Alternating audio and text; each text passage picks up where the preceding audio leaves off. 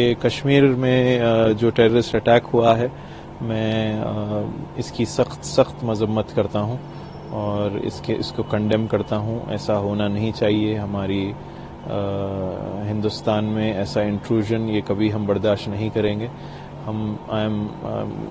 My condolences are with the families of the people who passed away.